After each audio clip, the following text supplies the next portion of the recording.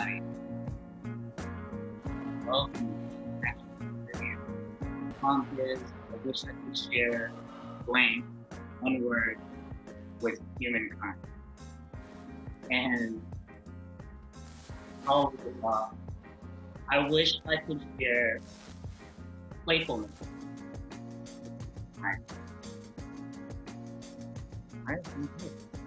My name is Megan Joy, and I get to share joy with humankind. You're still getting warmed up. You can write your answer in to the chat.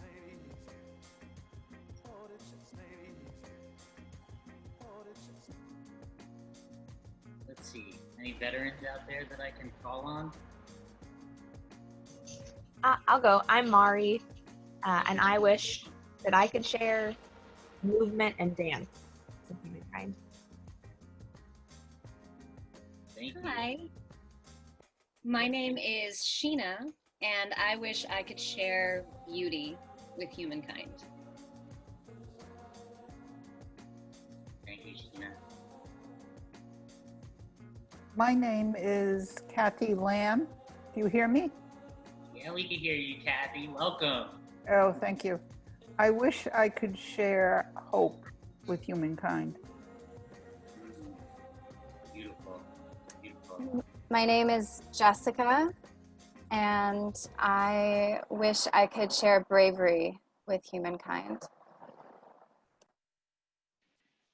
My name is Batya, and I wish I could share more poetry with humankind.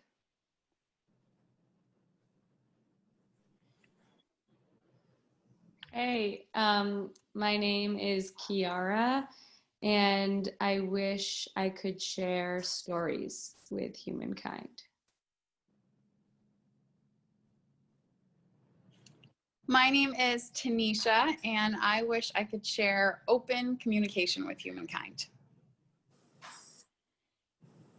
Hi, my name is Carol, and I wish I could share a sense of community with humankind. Hi, I'm Juliana. I wish I could share respect with humankind.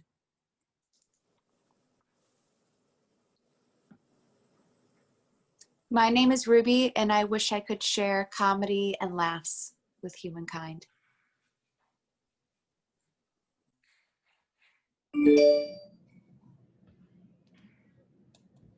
I'll go. Hi, everybody. My name is Dina. I would share love with humankind.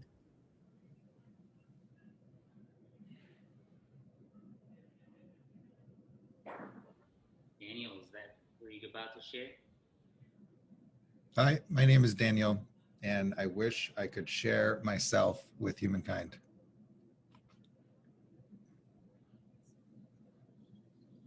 It's amazing. Any more volunteers? That was beautiful, y'all. I'm reading a couple in the meanwhile, and if anybody else feels brave before we dive in the chat, we've got David Diliberto. Welcome, David.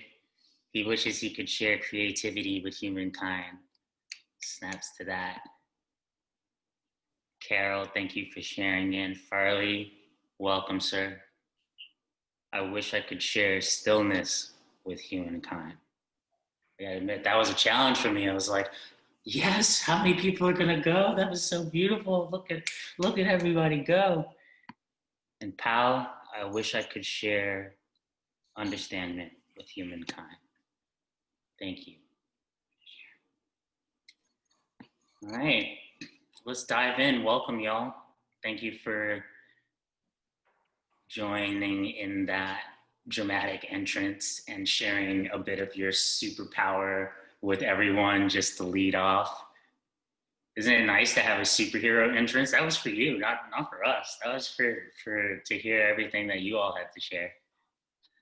All right, let's move into the next slide. So today we're here. The theme for today is allyship, no matter what, and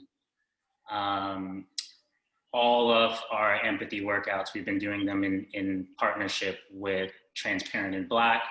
They are an organization that is raising money, and they are committed to creating healing spaces for the Black diaspora, to have a safe space for wellness and to talk about the traumas that have been endured. And we saw their mission, it really aligned with my own personal mission of diversity in mental health. And we saw an opportunity to model allyship actually through that partnership. So, we really actually kind of embody through our work allyship, and even this series where we team up with Megan Lee Joy, who's going to lead us in a grounding. That was a creative one-to-one creative allyship that's manifested itself into empathy workouts. And the funny thing about hosting this event and choosing, after doing the 4, because we only plan to do 4, choosing to do this 5th event, is that the whole reason, period, we're even here, I'm here, Actually Curious exists, is because of the hurt and pain that I was feeling and experiencing within my network 4 years ago after the election. And for my part, and I talk a lot about resilience, I wanted to not just be in sorrow. I wanted to do something positive towards, and at that point I didn't know what it was or how I was going to do it. But at that moment was a time where I started to look inside and say, what are my skills? And even though, I'm a marketer, a storyteller, I didn't see the power fully in what I could do with my strengths. I started to question that belief. And it was that led me to opening my own agency, an agency that was about helping organizations grow around their values, and then to live our organization's values of compassion and community. We created Actually Curious. And so it's funny how a chain reaction of what pain can lead years later to a moment. And I wanted to just start us off there. Allyship is something that's not just a word, it's something that is in every fiber of Actually Curious. And we're hoping to continue to grow the community and learn from one another and share what we know and share our skills and share our approach. So can we pull the slides back up? So a couple other quick things. So again, in the spirit of allyship, one thing we decided to do, we thought it was cute and kind of quippy, but also a way that could justify how many times I'm like sending money when I get a really scary ad that says my money is needed in like Pennsylvania or Florida or what have you. But so now you all can help us. If you were ever thinking about getting Actually Curious for the holidays or gifting it to someone, now's a good time, because every time I get a purchase, I take 27% of that and spend it on ads for battleground states until we get to 270 electoral college votes. And that's just like another form of micro allyship. And a fun way. So there's a post on our Instagram. If you think it's cute too and you want to share it, you can share the post from the wall.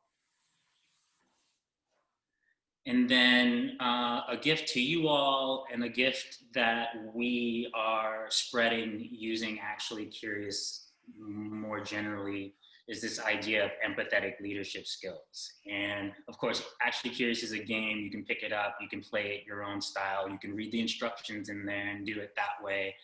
We're introducing a lot of different gameplay styles here on the empathy workouts. And then we're also doing like custom corporate workshops or workshops with nonprofits. But the key things that we're teaching are these 4 skills. Well, chiefly the first 3, but then the 4 for this allyship context. The first being recognizing bias in self and others. That was the whole first reason off the bat that we created Actually Curious, was as a tool to help people get past their own ego, to help us strengthen our own abilities at getting past our own ego, to see our bias so that we can understand where other people are coming from.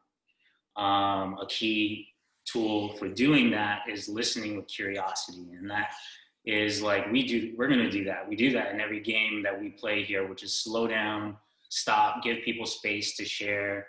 And, and then, even you can strengthen other ways that you are listening to, like, what's happening to yourself somatically when you're hearing or when you experience a question, but listening with true curiosity. What's happening for yourself, what's happening for others, what's happening for the room, which then brings us to creating safe spaces. So this game is a tool for creating safe spaces, but we like to think that when you play or when we do these workshops, you strengthen your ability even without the cards to kind of model creating a safe space, to look out for people in the room, to like make sure that the voices that aren't strong enough yet or feeling safe enough yet can get to that place of safety by being that facilitator. And finally, the reason we're here under the heading of allyship, no matter what happens in this election, we all are doing work in some form of love and empathy. So let's visualize, every scenario, battle plan. And think about, you're here in a room of people who are values aligned, and let's start planning about how we're going to continue the work no matter what. Okay, and with that, I would like to invite Megan Lee Joy up to the microphone to lead us through a grounding exercise. Beautiful, beautiful. Thank you. Hi, you guys. I had to throw on my little heart glasses for our grounding meditation. What I'm going to do is I'm going to invite you to get a little bit more comfy.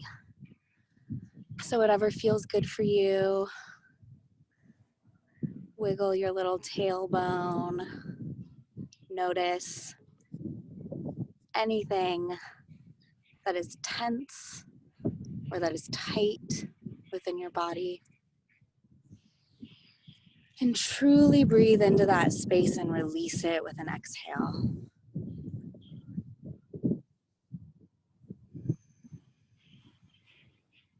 Now with your eyes closed, I want you to focus on those spaces of tension, of restriction, of conflict within you. And I want you to take a deep, purposeful breath in through your nose and release with a sigh.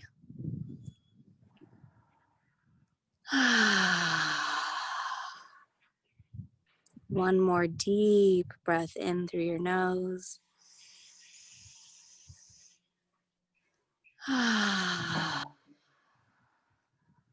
And with your eyes still closed, I invite you to feel love within your chest, right there in the middle of your sternum. What does love feel like? Is it warm? Does it have a color? What are the sensations in your body? Now let's grow this space, this feeling, with each moment, with each breath. I want you to grow this energy of love until it starts coursing through your veins.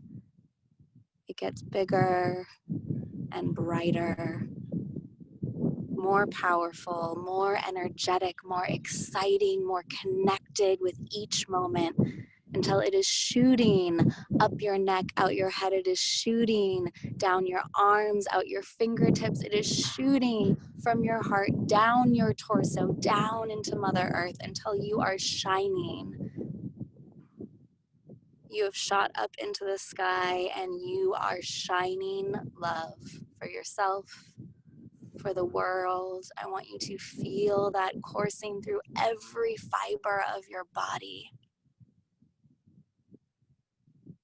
And now in stillness, in appreciation, take a deep, loving breath in.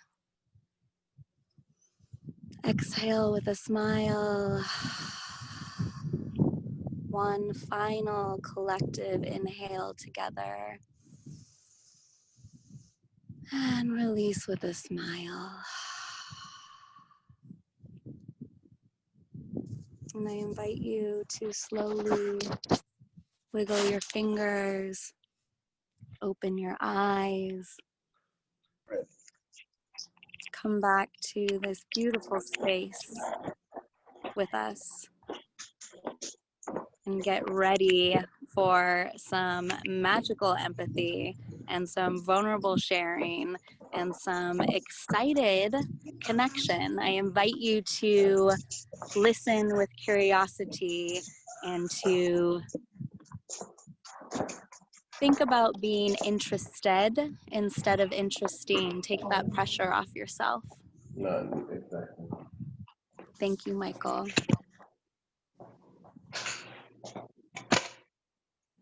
Thank you, Megan B. Joy, who probably wins for the background of the day, Sunday. Where are you calling in from? I am calling in from Joshua Tree. Nice. So you have to top that next week. Yeah, I'll be here every week for our grounding meditations. All right. Cool. Well, thank you for sharing one of your many gifts with us, Megan Joy. Where are you supposed to be? Yeah, you tiptoed away. Whoever's supposed to be? Over here still? I didn't Girl, know. he was upstairs. There we go. So we're doing things a little bit differently this week.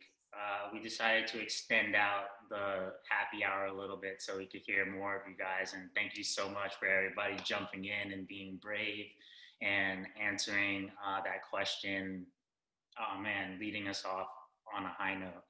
So this week, typically on these empathy workouts, we'll have a co-host and we'll do like a 10-minute talk and give them the stage, give them the platform to tell their amazing story, and then we'll go into a gameplay. This week, we wanted to really open up the gameplay section and really hear your voices. So the rules for this week are as follows. We're gonna need one brave person to lead us off. So if someone wants to just like raise your hand right now, you're gonna lead us off. And we're gonna spend about 5 minutes on each question. We'll see how it flows. And the game musical chairs where like basically the person who probably has the least empathy in the room wins all the time, like pushing someone off the chair. So we're gonna do, okay, it's not gonna be exactly like that, but whoever is at the end, who's speaking at the end of the 5 minutes, they'll select where we go in the next round. Cool? Yeah. All right. So take a deep breath. And thank you. And if you don't mind, and if you're able, please turn your camera on and share your beautiful face with the community. All right. So do we have a volunteer?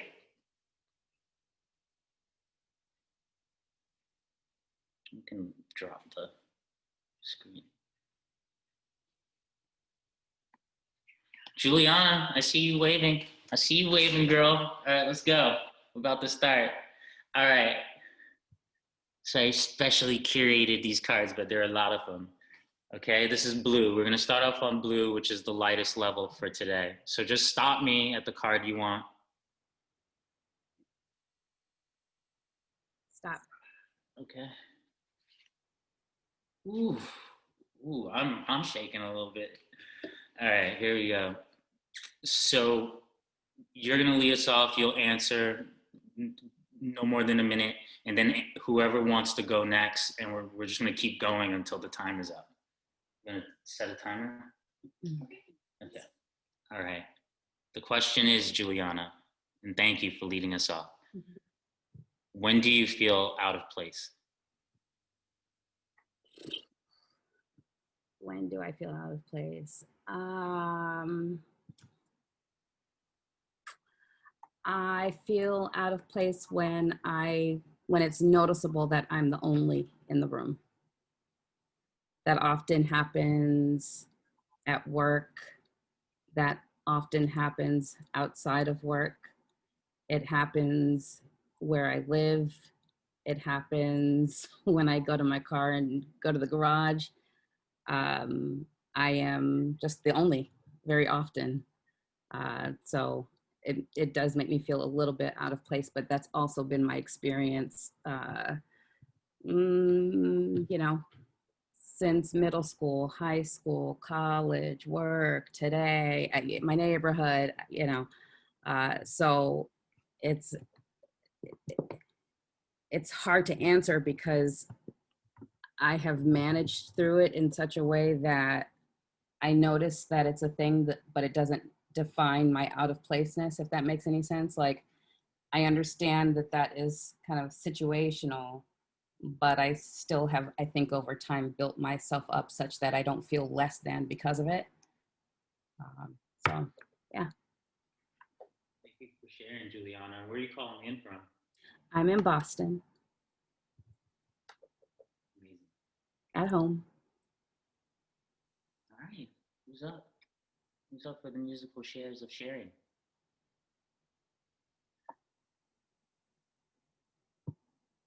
Sheena. Scary. Let's do it. Same question. Oh. You need a reminder? When do you feel out of place? Okay. When do I feel out of place? When I feel out of place when I don't know. And I think, like, if I don't know what the situation is, or if I don't know at least a couple of people at the party, or first day of school, like that kind of feeling, I tend to wrap myself in knowledge to give myself security and safety. Definitely a Ravenclaw, definitely a researcher.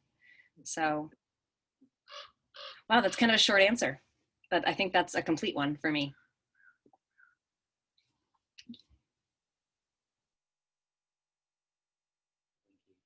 I've been working on that myself. It's just letting go.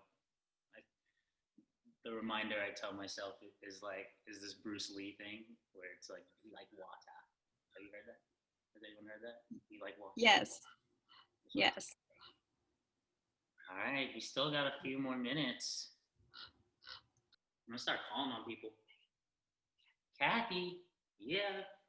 Welcome, Kathy. Where are you calling in from? You still on mute, love? Austin, Texas. Texas. Yes, yes. Right. So I think of social situations like when you're meeting friends, say at a restaurant or some sort of venue, and you're walking in by yourself. No matter how many years go by, that's still quite frightening. And you try to think through it, but it's still the automatic reaction that comes to the surface. That it's quite, uncomfortable. Would you say you're an introvert or an extrovert, or? I would say I'm probably about midway. Yeah. I feel that. I feel that. Well, thank you, Kathy. Welcome to Actually Curious. Thank you.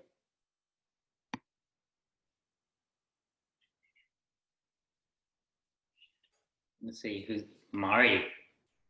Sure, I will go. I think, and I think I'm not alone in this, especially for a lot of young people. I'm almost 26. I feel I have imposter syndrome very frequently, especially at work. And maybe that's not just a young person thing, maybe that's anybody, but I definitely feel it in my fellow young people, young professionals.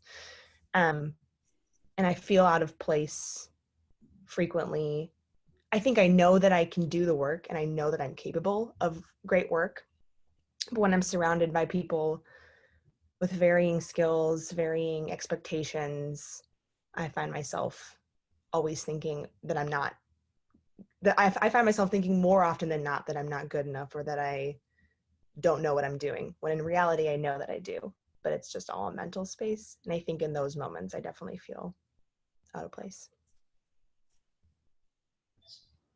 Snaps to that. How many people could relate to that? Can we get some? Can I respond to that? Yeah. So And yeah. that you will also get to select the next card. Okay. Okay.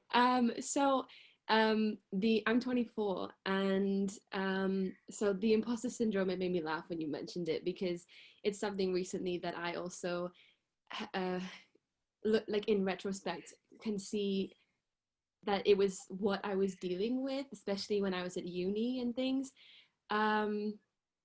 But something that's really helped me to kind of overcome it is reminding myself that it's not my decision to choose. It's not up to me to choose when I'm good enough, because I can do my best, but it could still be crap to someone else, or I could do really bad and to someone else it will be perfect.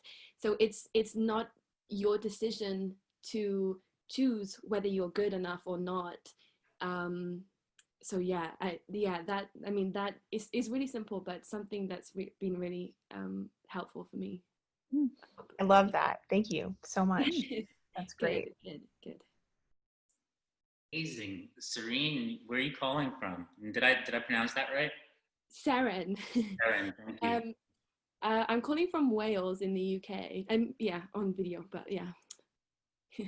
Video again, yeah, I still call it a phone. The millennial in me. Well, I think, so that was actually Curious First. That was like an empathy steal. All right. So basically, thank you for that share, and thank you for, kind of sharing your experience around imposter syndrome. I could go into that. That'll probably be a topic one day. Thank you for that inspiration as well, both of you. All right. So your choice. We can stay in blue, and we can do a new question in blue, or we can go up to green. But we have to do a green before we unlock a yellow. Right. Oh, I don't know. We can go deeper. Yeah. All right, cool. It's up to you. It was your choice. Yeah. All right. Yeah. Whoa. All right. So same deal. Okay. You will stop me at the question you want us to dive into for a few minutes. Stop. Was it here or was it that one? It was that one, the second one. The one, yeah, that one. Okay. All right, cool. I just wanted to make sure. It's very scientific. Whew, all right, we're going in. All right. So the question is, get the timer ready? Cool. All right. What's something that triggers fear in you? How does your body respond to fear?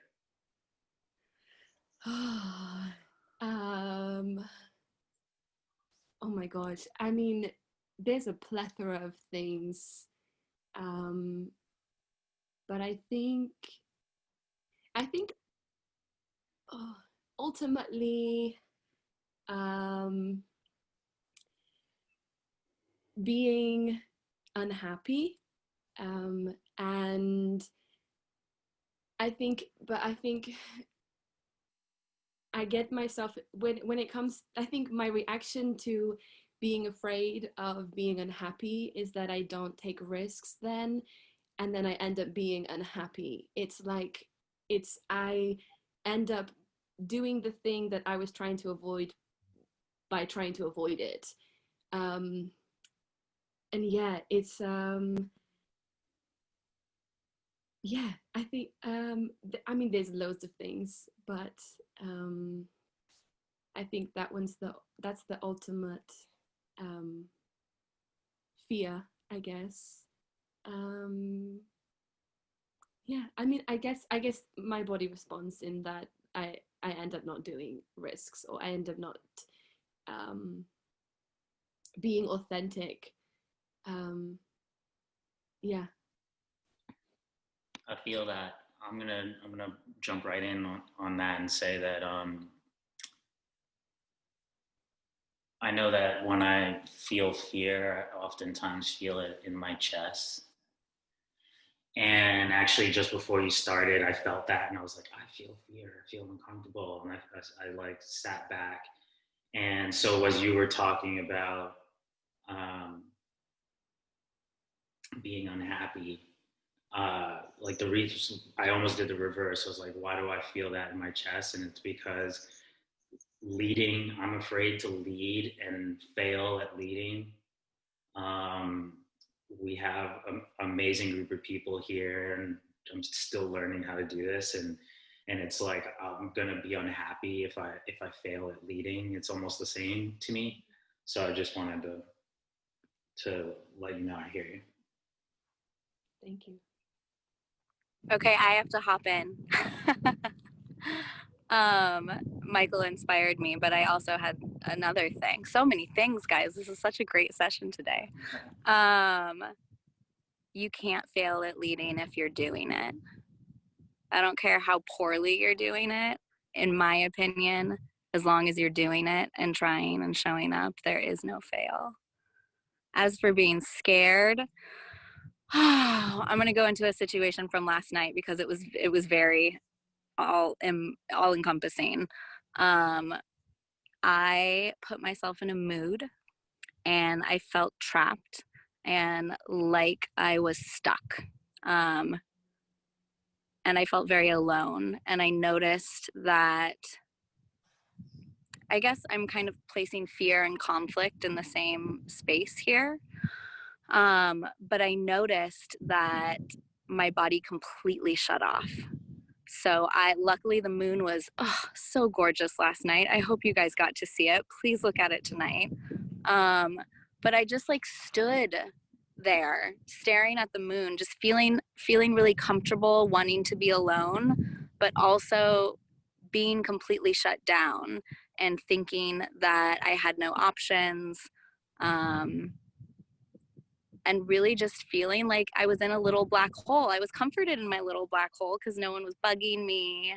I didn't have to create more conflict. But the moment I came out of that little vortex and went into community, went to see my friends, see these new friends, immediately connection and family and love was created. It's like the moment I stepped into, I guess, my vulnerability, it's like the universe was speaking through other people. Someone just randomly came up to me and was like, you know what? I'm so happy I met you tonight. You are a magic. And I was like, where the I'm just like sitting on a hammock. I was like, okay. Thank you.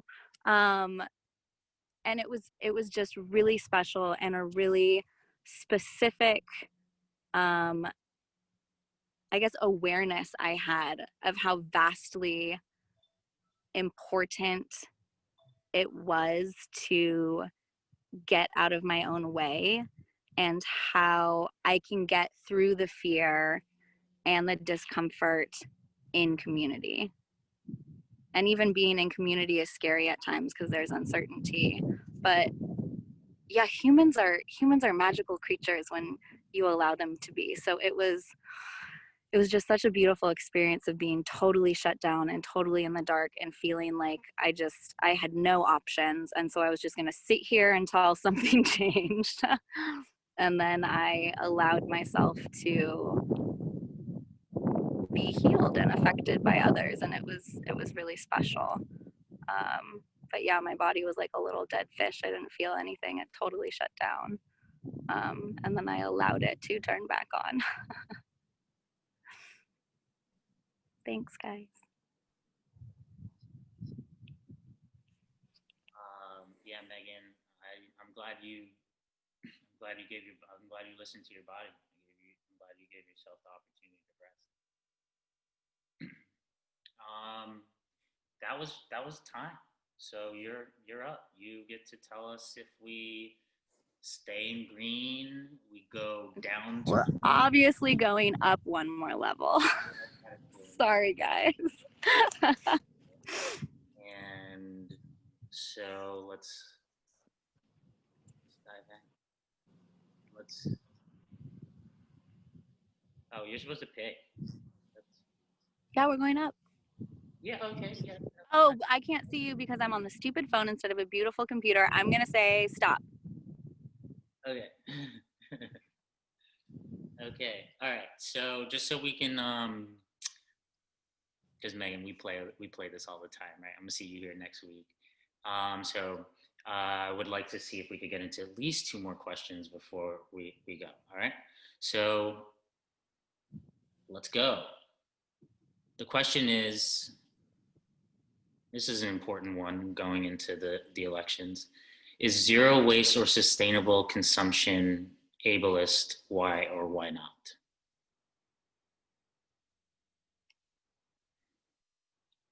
Wait, let me show people. Can you guys even see that? No, it's backwards.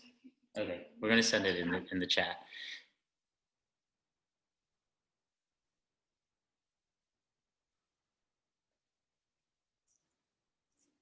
Kiari going in for the steal. Kiara. Hi. You know, I think I have a few different thoughts. I had the privilege of growing up in a household where people talked about sustainability from a very young age. That being said, I have come to realize that I think zero waste. You know, I think who you are and where you come from and how much money you have and what you have access to is a huge part of that movement. And I do think that movement singles out certain individuals and then leaves a lot of other people behind, and that's really unfortunate. I think as a whole, trying to be sustainable, and it's interesting, we talk about sustainability, you know, in terms of our climate disaster and climate crisis right now, but I think there's a lot of things that could probably be more sustainable, whether that's the way we love or the friendships we keep, or the way we treat our plastics and our food and what we do with it. So I guess I would say, I'm just going to look back at the question. I guess I would say that the zero waste movement, I think, is ableist, but I think sustainable consumption and living in a sustainable way has the possibility of being more inclusive to more people. And I'm so glad that, you know, with this round of the Black Lives Matter movement coming back to the forefront for a lot of folks, you know, just, you know, acknowledging that there are so many things that are much more intersectional than we like to think that they are, and that acknowledgement that we can't have one movement without the other movement, and that applies to so many different movements, but just taking the time to acknowledge that, especially if you hold white identities and have that privilege, that you have to acknowledge that it's perhaps easier for you in some situations to be a part of these bigger movements, especially when it comes to the environment, which can be a very inclusive, I mean, exclusive type of community. So. Thanks for jumping in and sharing your perspective. Yeah, Carol, what's up? So I agree with Kiara. My short answer is yes, it's ableist. It's interesting that you went from the access perspective, because immediately my brain went with ableist, it went to people who have mobility issues, or people who having pre-cut, pre-packaged fruit, produce, etc. That's how they can get food because they can't cut their own food, or even people who are in wheelchairs the whole aspect of you take the bus or you can take the bike. And it's like, well, we had to make our transportation, our public transportation, as accessible as possible. And of course, being sustainable, living a sustainable or zero waste life, there's buttloads of privilege that comes with that, because it requires access, it requires finance, it requires, if you're already in a safe enough financial and physical place, that you can make that type of investment. But something interesting, that I am the type of person that I'll go down YouTube rabbit holes when I find a very interesting concept, and 2 hours later, I'll be like, I've just watched 10 videos on this topic that I didn't know anything about. But something that I have seen within the zero waste and sustainable critical conversations is the whole aspect of how these conversations have been, or the responsibility, it has made it seem as if it's on the consumers' shoulders that they have to do it, whereas it's corporations that has to start from that point, because that's where the most waste is happening. That's where the least sustainable practices are happening, and that just trickles down. Whereas that's why we have to make corporations accountable. That's why, whether it is with access to finance, access to, oh, thank you, Megan. But it's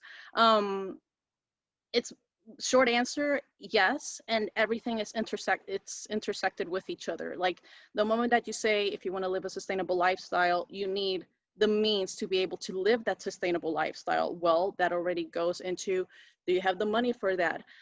Did you have the type of upbringing that allowed you to those types of resources and to those types of privileges that are allowing you to even contemplate to have that lifestyle? Like, are you living in a desert food place where you can't really go to the farmer's market all the time, and you have a convenience store, that's how you get your food? Like, there's so many elements that come into play into this. So that is a long answer, and the short answer is yes, absolutely it is. And also the last thing, I have my cat on my lap this whole time. So if anyone enjoys kitty love, that's why I feel nice and warm, because I'm quite literally nice and warm with my cat. Yeah, Carol, you always like come and drop the kitty love. So I gotta give you props for that. All right, cool. So, Oh, I wanted to go, or is it too late? Michael? I was gonna offer one last question and one. So you can take this. I'm gonna suggest we go to the pink levels just so we can get one answer in on that. We're gonna have to like box it into like a no more than like a 2-minute answer though. You up for the challenge, Kanene? All right, we're going in. Yes. So you got to tell me which one you want me to stop at. Okay, should I start back over? Go back? One? No, do that one. Yeah. Okay. 3, 2, 1, stop. Okay, all right, I got you. You ready? This is a good one. I was looking for my headphones. I don't know if it's good. 2 minutes for democracy. I was looking for my headphones, but we're good. Can you go? You can 2 minutes. Say that again? 2 minutes for democracy. Your question is you higher want to talk for 2 minutes straight? Uh-huh. You got 2 minutes, yeah. You got 2 minutes to respond to this question. Is higher education a right or a privilege? Why or why not?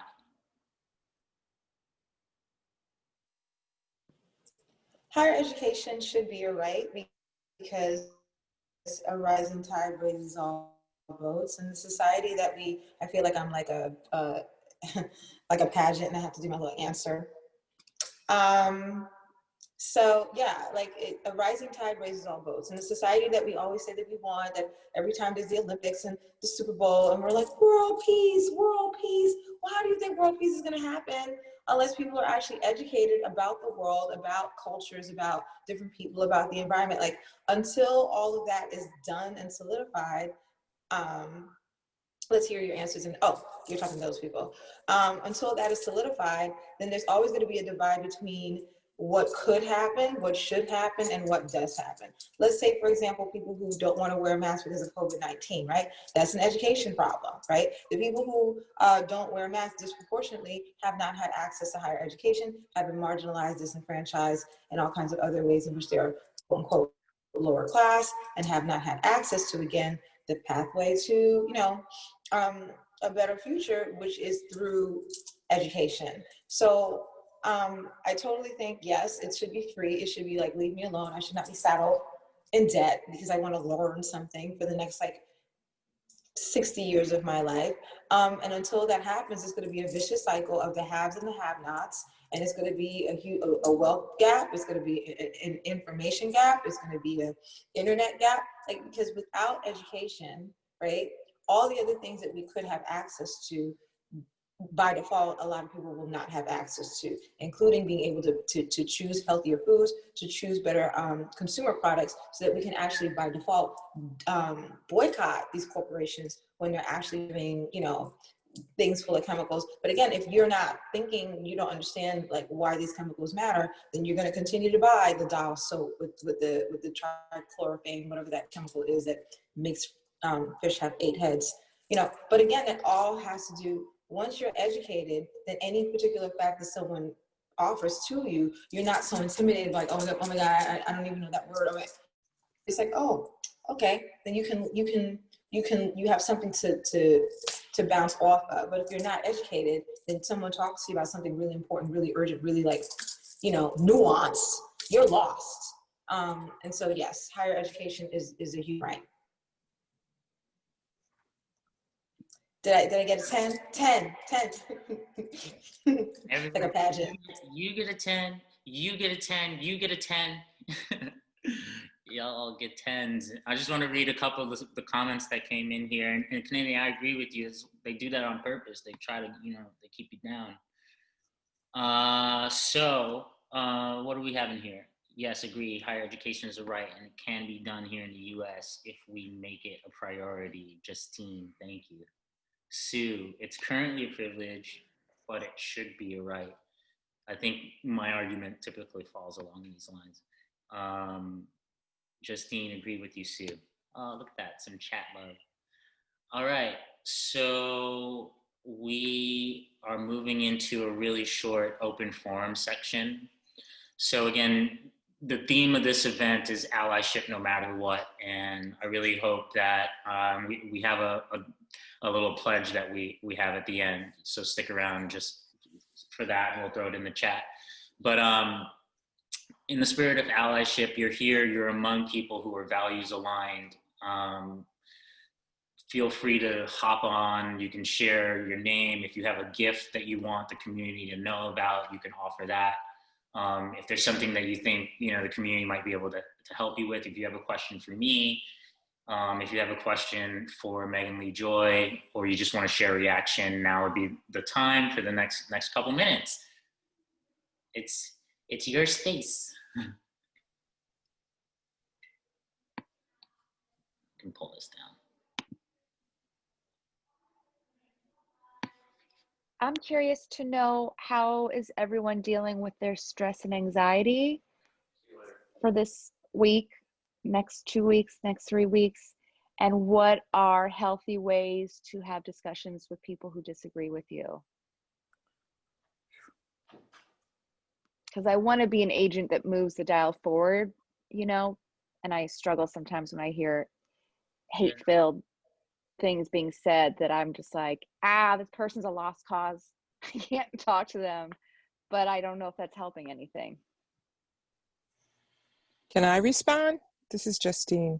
Sure, Justine. So I'm actually going to do some text banking this afternoon, and I'm actually kind of scared because I'm afraid I'm going to talk to people that are on the other side of the spectrum from me. So my strategy is just to kind of do some deep breathing in terms of, like, you know, lowering the stress. And I think you just really have to try to come from curiosity, like, and try to, like, I've had people say to me, I can't stand X candidate. And and for the life of me, I can't get in their headspace. But I'm trying to come from, well, this is why I like mine and not attack yours. But yeah, it's really kind of scary. I live in a state that went striped in the last election. It was like red, blue, red, blue. So I don't really have any words of wisdom other than I think you have to really check your own motivations and your triggers. And like when you catch the judge in your head, like I just came from Target now and there was a guy wearing a shirt that I don't agree with. And I immediately just went into, how can he think that way? And I don't really know his whole world. And I have to remember that, you know, and it's very, very hard. It's very, very hard. I'm married to someone from another country. So this, I'm in an emotional, this election really matters to me big time. So I wish I had an answer. I guess it helps to know we're all kind of scared and stressed out. And the other side is stressed out too, you know, because it matters to them as much for other reasons. Those are my two offerings. Thanks for listening.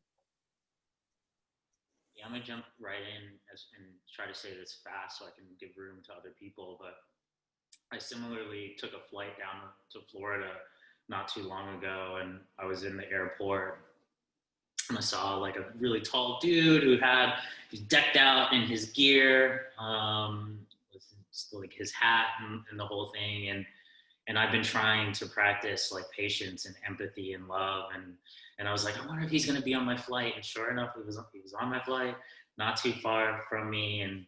And I just like had this like defensiveness and like this fear that like almost like I spent the whole flight trying to trick my mind into a place for where I think I could show up and not be in fear, and then therefore not be defensive and not bring anger. And I couldn't figure it out. And I had I couldn't get my body to get out of fear. I couldn't do it. So so I think my answer is I had to reflect and I had to forgive myself and visualize that moment again, and I will try. And if I fail again, I will just have to forgive myself and try again if that feels right. So just, you know, do your best and try to like visualize in moments like today where I can feel this in my body already, right? Just even talking about it and we're among friends, what this conflict might be like. Imagine that moment and try to like decide like right now where you're safe, how you want to show up. Anybody else want to chime in on that? I want to give the space to at least one more. Lauren. Welcome, Lauren. Lauren's one of the very, very first supporters of Actually Curious. So That's right. I'm geeking out. This is like, thank you. All right, let's hear it. Sorry. Yeah, I have a little store, and Michael came in a couple of years ago, and it was like a cold, rainy day, and he told me about this game.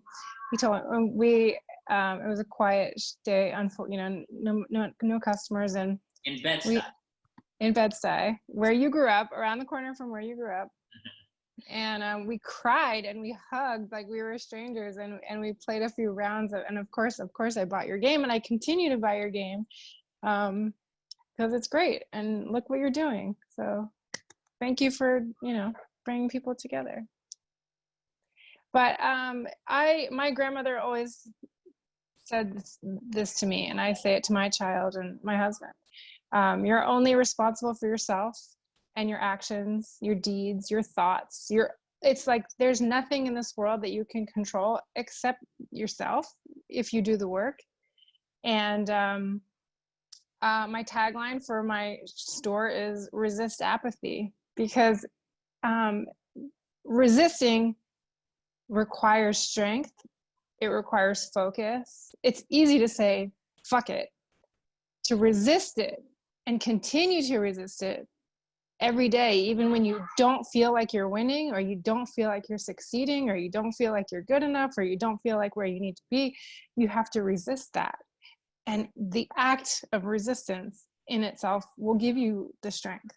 So you just have to stay positive and do what you can, but actually do it, not just talk about it, like do it.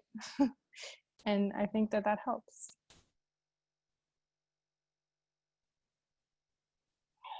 All right, thank you for that share. Okay, so I'm gonna bring us home in this workout. All right, thank you guys. How you feel? How your empathy muscles feeling? You got those reps in on a Sunday at 2? Okay, cool. We have a couple quick things, and then also we're gonna hang around for like a few minutes till like 10 past, and just play a couple happy hour questions and introduce ourselves to the community. So every week we close with a couple things. We close with an intention for the week, and quick updates. We're so excited. We've confirmed the next 3 empathy workouts. So it's a thing. It's going to keep going. Thank you all for your support, and we have some amazing speakers coming up, including Kanene, who just closed out the game. So the intention, or rather the pledge for this week. So first of all, the intention before the pledge I want to offer everyone is go at your own pace. You know, if you're feeling emboldened and the fire inside of you is saying like you want to engage in this conversation and exercise like your empathy while also making your point, go for it. If it's time to walk away, walk away. If you don't want to engage at all, if you want to just like hide away, do you. The world is going to seemingly, I feel for almost everyone, speed up a bit. And I think it's your choice if you want to regulate where you're showing up and what pace you want. And so in the spirit of allyship, we put together this little pledge, and we're going to send a link through to you. And if you fill out, you sign the pledge, we'll send you a spreadsheet where everyone who signed this pledge offering their gifts to the community will connect you all. And the pledge is that I'll do the work to get closer to myself, my values, background, and beliefs, so that I know my own biases and strengthen my ability to see them in others. I will use empathy to guide them to recognize their biases on their own. I'll use kindness, someone said. Kindness, I will use awareness to guide me into the company of like-minded and values-aligned individuals and organizations. And together, we will use our superpowers, no matter what happens on Tuesday, to bring about the world we want to see, a just and empathetic world. This I pledge. So if you sign the pledge, we'll link you up with the community who also has signed the pledge. And this is the 3rd allyship event that we've done. The other ones that have been attended by were like invite only. They were received really well, and we're like, let's bring this out to the community. We think we'll do this format a few other times. So look out for that. And look out for the upcoming events, which are next week, the week following the election. If you really, if you thought you really didn't even get a chance to really unleash, the next week is the week for you. The title is Let's Go There with Kanene Holder, the founder of Black Issues. And the idea is we really need the ability, we need people who are willing to go and have the conversations, the toughest conversations, to be in the arena with us. And let's model that. If you want to just like come and be more vocal, less vocal, but let's come and let's wade in that discomfort together. Let's go there. The week following, and I'm gonna just foreshadow, you gotta come next week because we're announcing some news next week about what's happening in between the weeks, but I'm not going to tell you what that is until you tune in next week. We learned that when we were kids watching the best cartoons. That's how you get people to come back. So I'm trying it. But the following week, we are so blessed to have Stephanie Royal, managing director at Robin Hood, which is one of New York City's largest poverty nonprofits. She's a key player within there. She's like chief people officer. We just talked about life, so I don't even really remember her title exactly. It says managing director on the internet. But we're going to talk about the importance of empathy going into the new normal, the new workplace dynamic. And like she just like blew my mind with the ideas she was dropping around that and the necessity for it. So look out for, please, sign up. The invites are on Eventbrite and it'll be on the website like by tomorrow. We're still, small team. And the week following will be Bridging Empathy to Opportunity with Alan Woods, who's the managing partner and creative director at Mortar.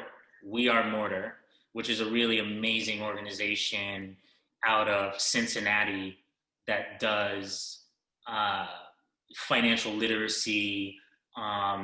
They do a economic boot camp for Black and Brown founders in the Cincinnati area to help them have the knowledge necessary to sustain the very, very hard early years of entrepreneurship, which I know this is year 4 and I was basically homeless this summer. So, and now things are just starting to kind of hit a stride. So I'm excited about that conversation.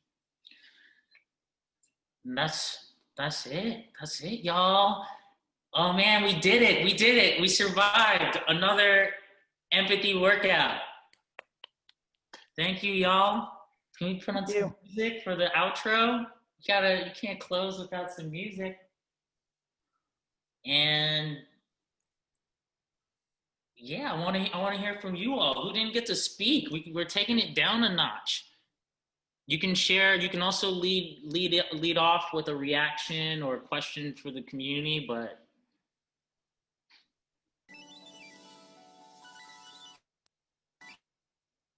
We got some tunes. There we go. David, you still there? Let's see. Yeah, he's there. David. You call my name? No, I called David. David. Yeah. Where are you calling in from, buddy? I'm in Los Angeles. Oh. Hey, everybody. David's one of my best friends, so I had to pick on him. So, David, don't be so quiet next time. All right, stop. All right, Mr. CEO, man. You ready? I'm the CEO of blank, and my next innovation is blank.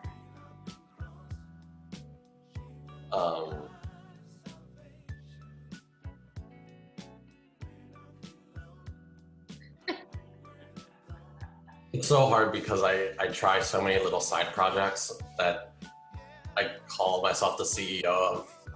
They never really work out. They're all little things that I'm passionate about that I try to make a little business out of. So this question's weird.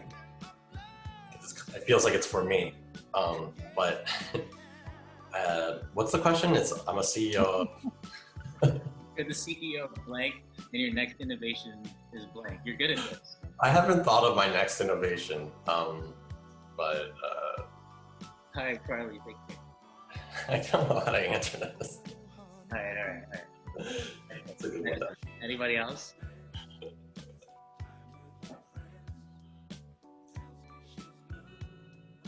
Anyone? Andrew?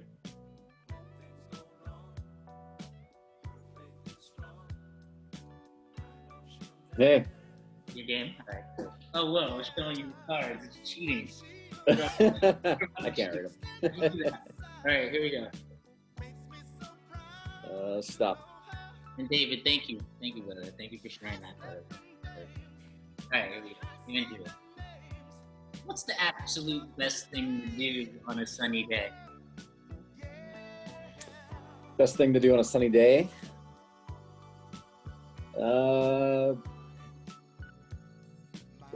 Go lay in a hammock in the park and chill. Do you bring your own hammock? Yeah, of course. That's cool. Where in the country would this hammock be most likely? We're in Spokane, Washington. Cool. Yeah. Cool. Awesome. Represent. All right, Ruby, we haven't heard from you for a little bit. You wanna do one? You sure? Stop. I have these upside down, by the way.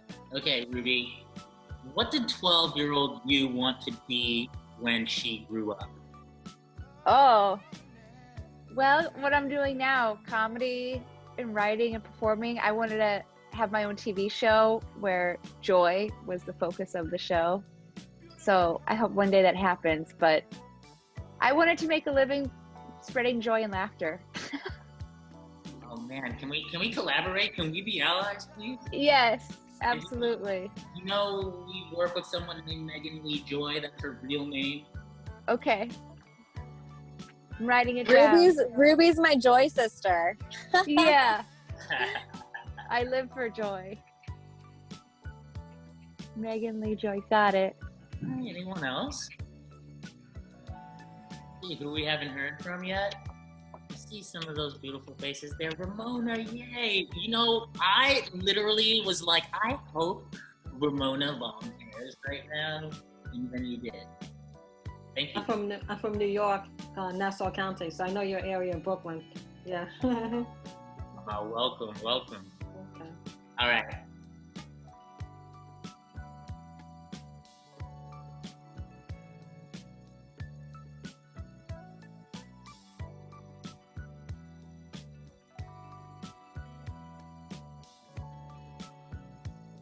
Wow, you're supposed to pick. You want the last one? The middle one. Middle, like this middle? Yeah, that's good. Yes. Yes. Ooh. Okay, you ready? Yes, ready. We're electing a world president. Who from the past or present would you vote for? Oh, God.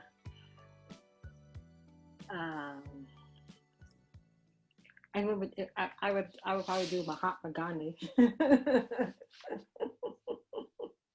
Gandhi? Yes.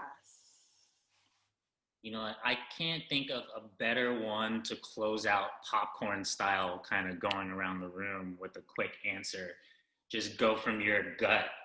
All right. So I'm just gonna and don't jump off now. If you're here, you gotta stay. All right. All right. All right. So I'm gonna call on you. You gotta say, we're electing a world president. Who from the past or present? All right, Mari, you're up. Someone dropped off.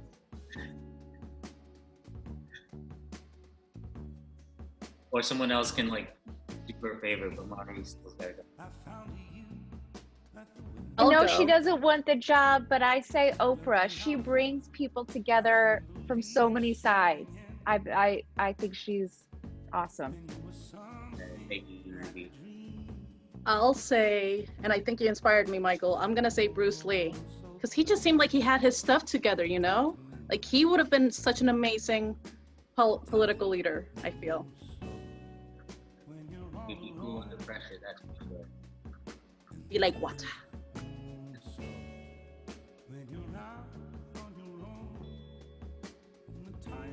Abby. I guess the only thing that comes to my mind, I want to say Bernie. Bernie. Yeah.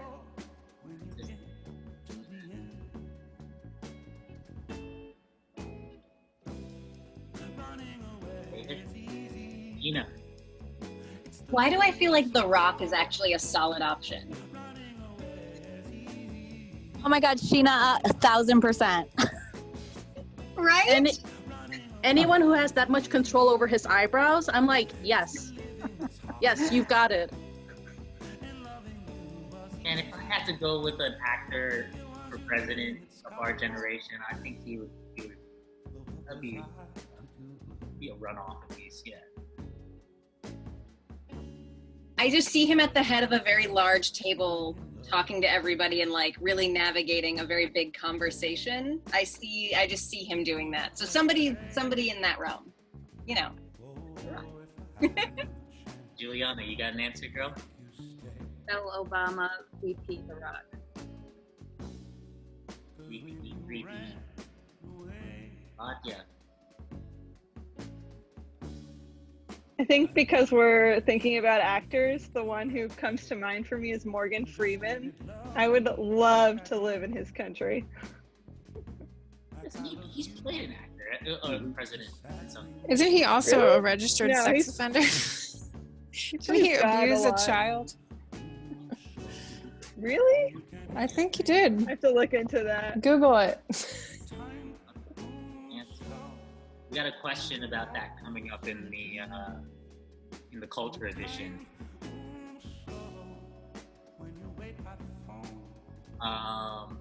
Who did we go?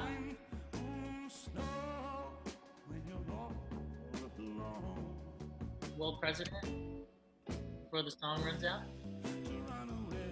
Nene? Oh, wait.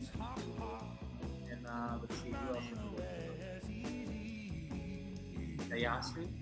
Andrew? Was it your answer? I think that I would say Obama as well. That was the first person that came to mind. But I think Ramona poses an interesting idea. Yes, it's more global. More, Yes. It's for the whole, not just for one. And how do you piggyback about that? Jay? Yeah. So how do you piggyback on what I just said? I guess I was thinking of what I knew, so that was why I said Obama. I've grown up in the U.S., but when you think about leaders that were visionary, that's and look yes. forward at things that we would have problems of, even if you read about MLK, you see and hear things that he has taken from other leaders in the past, and that was why I thought that your idea was interesting. Oh, great. Thank you. Amazing. Any last words? Final words? You're still doing leader that we would have, right? Final words, yeah. Okay, Yes, great. So I would say Fred Hampton. Because Fred Hampton, the reason why they killed him is because he was actually forming the Rainbow Coalition. So the Rainbow Coalition was that he wanted to find common ground amongst people around economic justice and equality beyond racial lines of Black people. And that when you start to do that, same thing with Dr. Martin Luther King, when you start to reach across boundaries, these illusionary boundaries of race, and say, hey, what do we have to collectively gain by speaking up to highlight this broad injustice? Fred Hampton was a Black Panther. And so if you look at the rainbow was then by Jesse Jackson, and now in the LGBTQAI plus community. But it was Fred Hampton that initially had this notion of bringing everyone together to celebrate their differences, to come together for a common cause, which is, again, a rising tide lifting all boats. So Fred Hampton. Amazing. So y'all that are here, let's just pick up where we left off right here next week. I'm so blessed to have Kanene to be here with me to help me hold space for whatever the hell is about to happen this week. Y'all be safe, be patient with yourself, love yourself. Hope to see you next week, and to, you know, just create the space that we need to get forward. I don't know what that looks like. I'm not, you know, I want to say someone's talked about imposter syndrome. I'm just figuring it out. And I'm really glad that you guys are here to figure it out with me. All right? All right. See you next week.